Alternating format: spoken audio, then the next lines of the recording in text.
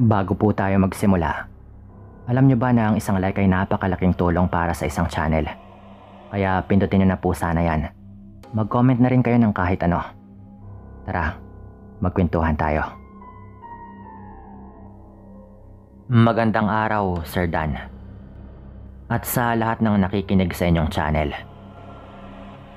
Tawagin na lamang ninyo ako sa pangalang Dodong. Nakatira dito sa lalawigan ng Negros. Hindi ko nababanggitin pa kung Oriental o Occidental, basta't nasa Negros. Simula nung magpandemya, nahilig na akong makinig ng mga kwentong katatakutan. Dahil isa ako sa nawalan ng trabaho ng mga panahong yon. Kung kaya't naging libangan ko na lamang ang pakikinig ng mga kwentong kababalaghan. Kaya naman noong malaman ko na tumatanggap kayo ng pinapadalang kwento ng inyong mga sender na tagapakinig rin at ibinabahagi nyo sa inyong channel, naengganyo akong magbahagi rin ng karanasan ng aking ama. Natawagin na lamang po natin sa pangalang Domeng. Siya nga pala, Sir Dan, ibabahagi ko po ito sa inyo sa pamamaraan na tila ba ang aking ama ang nagkukwento sa inyo. Nang sa gayon ay hindi maguluhan at mahirapang intindihin ng mga masugid po ninyong tagapakinig. Hindi kasi ako masyadong maalam pagdating sa pagsusulat ng kwento. Kaya naman kayo na po yung bahalang umintindi. Simulan na po natin yung kwento. Bata pa lamang ako ay namulat na ako sa hirap ng buhay namin. At ang tanging hanap buhay lamang ng aking ama ay maglako ng isda, karne at mga gulay. Kaya naman gamit yung kariton, minsan ay sumasama ako sa aking ama at tumutulong magtulak habang sinisigaw yung nilalako naming paninda. Ang kadalasang pinupuntahan namin ng aking ama ay yung mga kasulok-sulukang sityo o purok, sa kadahilan ng kakaunti lamang ang bibili sa amin kapag nasa bungad kami maglalako. Sapagkat bago pa man kami makarating ay may mga nakamotor nang nagbebenta ng mga karnet isda at iba pang mga paninda. Kaya yun po yung punteriya ng aking ama, dahil bibihira lamang mapupuntahan ng mga nakamotor na maglalako. Dekada 70 nang maranasan ko ito at nasa edad na 15 anyos pa lamang ako. 5 kaming magkakapatid at ako nga yung panganay. Kaya naman ako palagi yung kasakasama ng aking ama saan man ito magtungo. Isang araw, matapos kong ayusin ang mga ilalako naming paninda ng aking ama, tinanong niya ako kung lahat ba ng paninda ay nailagay ko na sa kariton.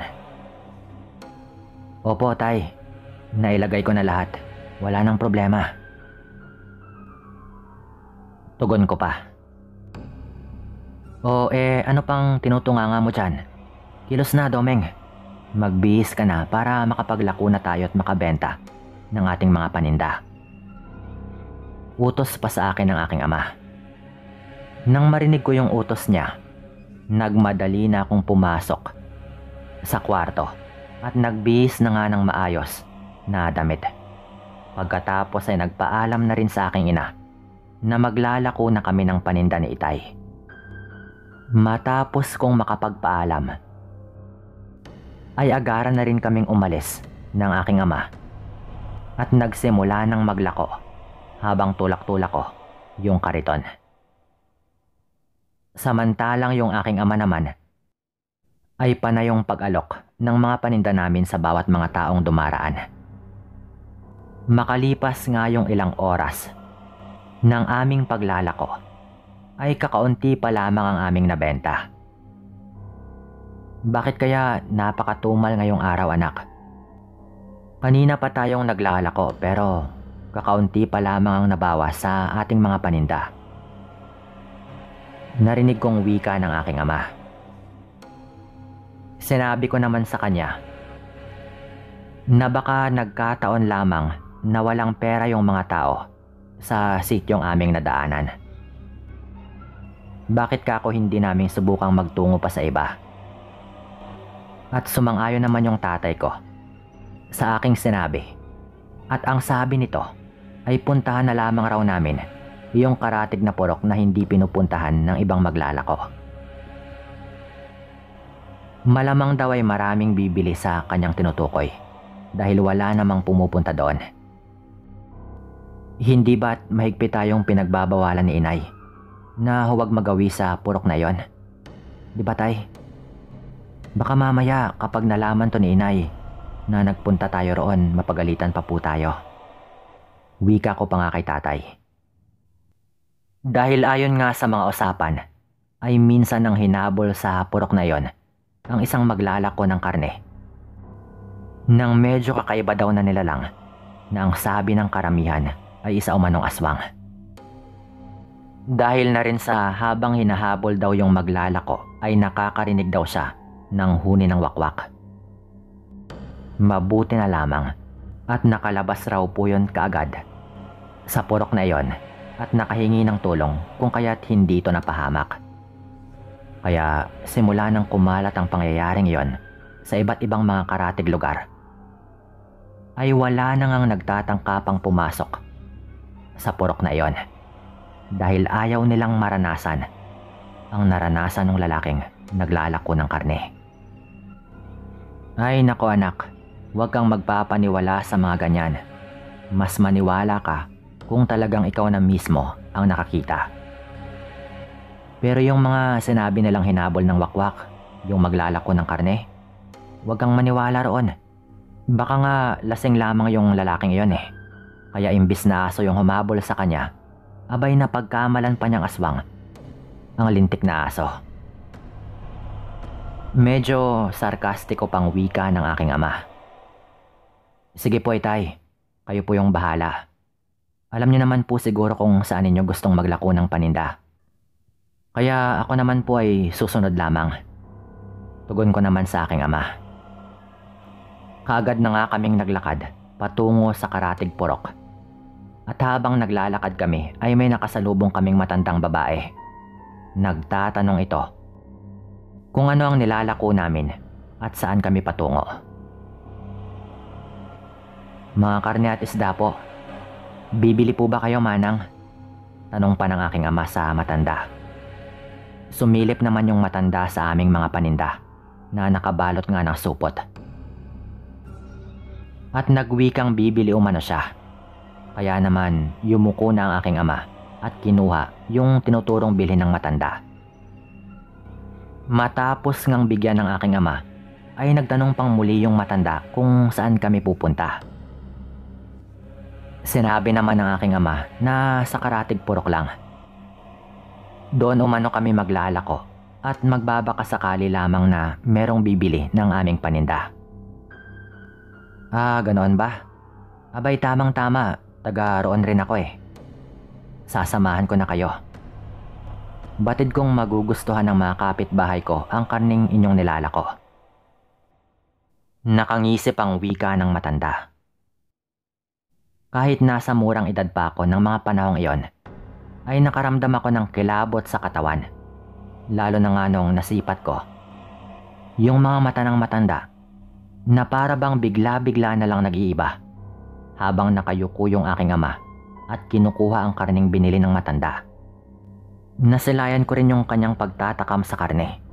Nakatutok doon yung kanyang paningin na parang kulang na lang ay kainin na po niya yon kahit hindi pa yon luto. Subalit sa isang kurap lamang ng aking mata ay agara namang bumalik sa normal yung kanyang mga mata. At ilang ulit pa nga po akong kumurap na nagbabaka sakaling masalayan ko pong muli yung kakaibang anyo ng kanyang mata. Ngunit hindi ko na po muli yung nakita na tila bang namamalik mata lamang ako kanina. Pagkaabot nga ni tatay ng supot at nagwika siyang baka may iba pang pupuntahan ng matanda, sinabi naman itong wala. Dahil ang sadya daw talaga nito kaya napalabas siya ng kanilang purok ay para bumili rin ng kanilang mauulam sa hapunan. Pero nagkataon nga na nakasalubong nito kami. Sinabi pa nito, na sumunod na lang daw kami sa kanya dahil natitiyak raw nitong marami ang bibili sa aming mga paninda. Panigurado umanong mauubos ang lahat ng aming nilalako. Siyempre, natuwa naman kami ng tatay ko sa aming narinig dahil sa wakas ay makakauwi na rin kami kapag nagawa nga naming mapaubos yon. Mga lagpas 5:00 na rin po kasi ng hapon yun at kailangan na rin naming mapaubos ang aming paninda. Makalipas lamang po yung ilang sandaling paglalakad ay nakarating na nga kami sa nasabing purok.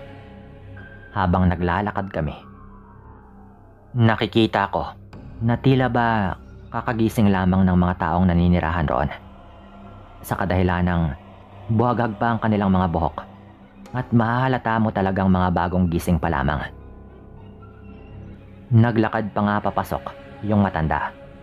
Kaya sumunod naman kami at tinitignan-tignan lang namin yung bawat mga bahay na madadaanan.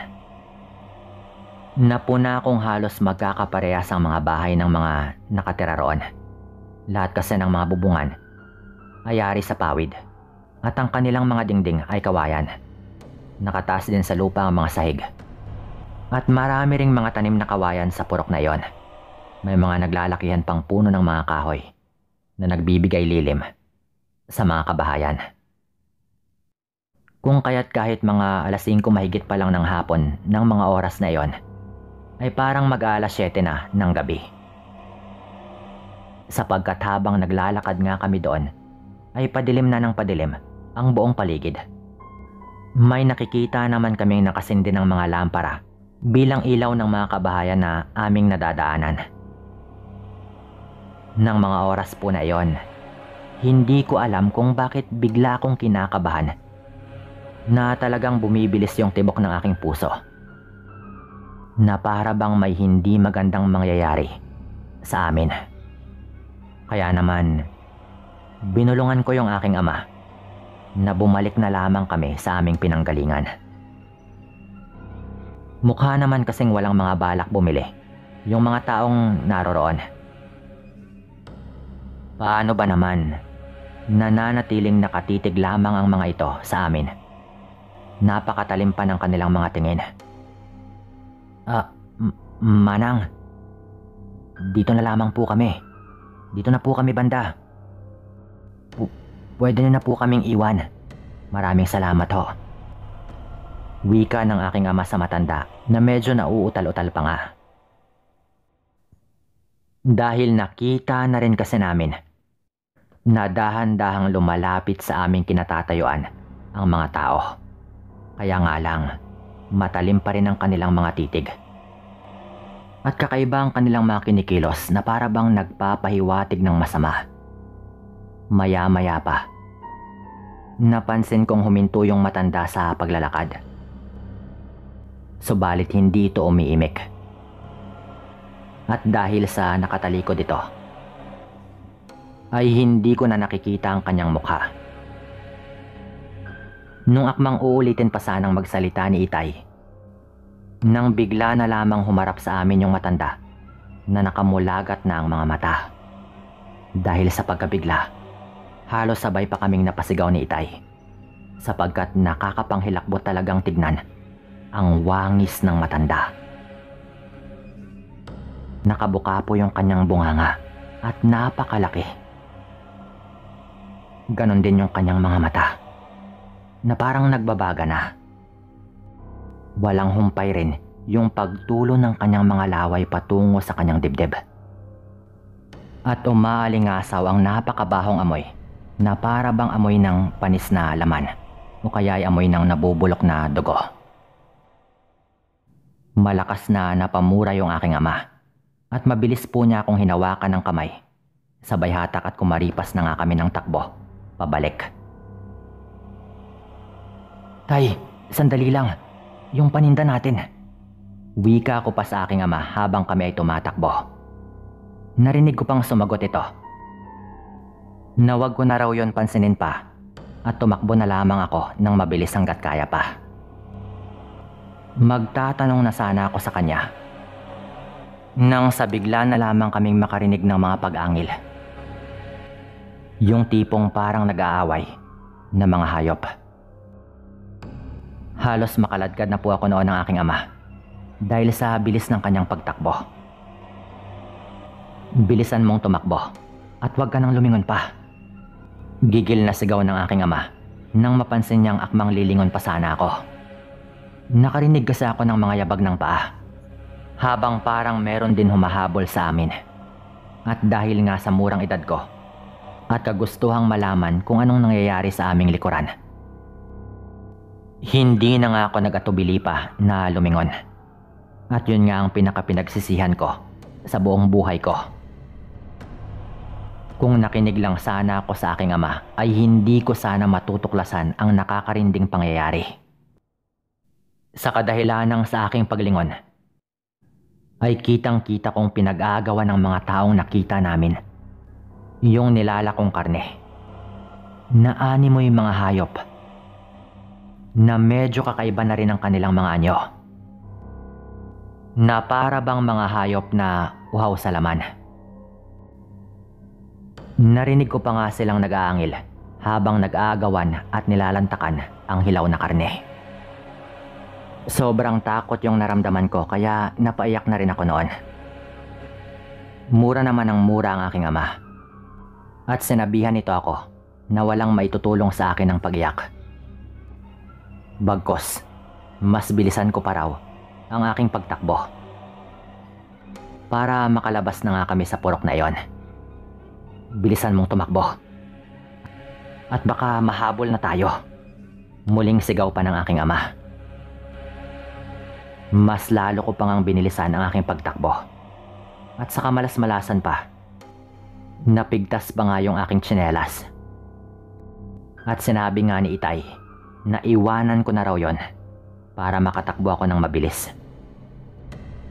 Kung kaya't iyon nga yung aking ginawa kahit paika-ika na akong tumatakbo dahil sa mga natapakan kong mga nakausling bato. Sa paglipas naman ng ilang sandali, tuluyan na kaming nakalabas ng purok. Mabuti na nga lang at sa unahang bahagi ay may nakita kaming nagtutumpukang mga tao. Agaran na kaming lumapit at humingi ng tulong. Nang malaman naman ng mga taong nakatambay kung saan kami galing, ay tinulungan nga kami ng mga ito. Ang isa pa nga ay nagsabi na ihatid na lang daw kami ng motor. Kaya agad naman kaming pumayag. Habang lulan nga kami ng motor at pinapaharurot ng tumulong sa amin, nagwika nga ito na maswerte pa daw kami at nakatakas pa kami sa purok na iyon. At yung mga paninda lang namin yung kanilang kinuha. At hindi naman talaga sila naging agresibo para habulin pa kami hanggang sa kabilang purok. Tinanong pa nga kami ng lalaki kung hindi ba raw namin nabalitaan ng aking ama ang mga usap-usapan tungkol sa purok na iyon. Dahil laganap na nga raw sa karatig ng mga lugar kung anong klaseng mga tao yung mga nakatira doon. Hindi naman umimik yung aking ama.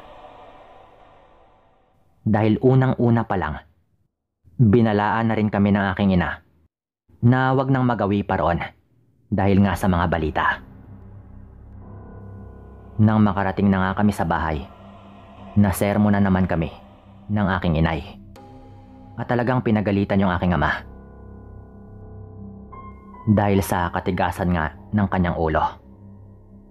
Simula nga po noon, Sir Dan, hindi na kami naglalako pa ng aking ama sa mga liblib na lugar. Sa halip, nakikipwesto na lamang kami sa mga palengke at doon na nga nagtatsagang magtinda. Sa paglipas naman ng mga araw, mas lalong naging laganap yung mga bali-balita sa lugar na napuntahan namin. At ang pagkakaalam ko po, pinagkaisahan raw ng mga tao yung mga aswang na nakatira doon para palayasin. Siguro dito ko na rin po ito tatapusin. Maraming salamat po sa inyong lahat.